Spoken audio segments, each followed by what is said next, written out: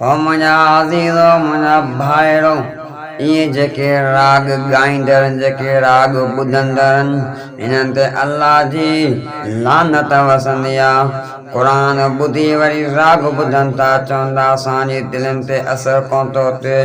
अल्लाह जो क़ुरान थो फरमाए वनुनज़्ज़िलु मिनल क़ुरआनि मा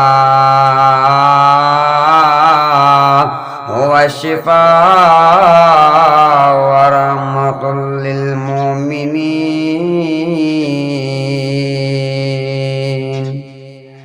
अल्लाह जते अल्लाह जो क़ुरान हलंदो आहे उन क़ुरान जे मथां क़ुरान ॿुधंदड़ पढ़ंदड़ वारनि जे मथां अल्लाह जी रहमत वसंदी आहे।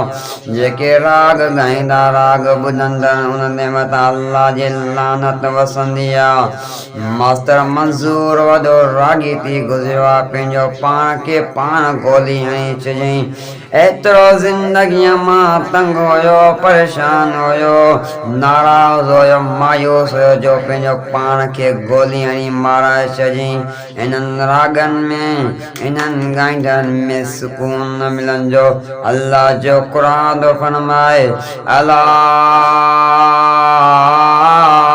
बिज़िक्रिल्लाहि तत्मइन्नुल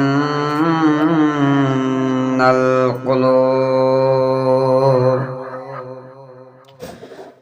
जेकॾहिं तव्हां दिलनि खे चैन ॾियणु चाहियो था, जेकॾहिं तव्हां सुकून में रहणु चाहियो था त अल्लाह जे ज़िक्र खे बुलंद कयो। अल्लाह जे क़ुरान फरमायो नमाज़ में सुकून आहे, अल्लाह जे क़ुरान में सुकून आहे। इन्हनि रागनि में इन्हनि गाननि ॿुधण में म्यूज़िक ॿुधण में कुझु बि हासिलु न थींदो, सुकून मिलंदो। इन में सिर्फ़ मायूसी मिलंदी, इन में सिर्फ़ बेचैनी मिलंदी, परेशानी मिलंदी।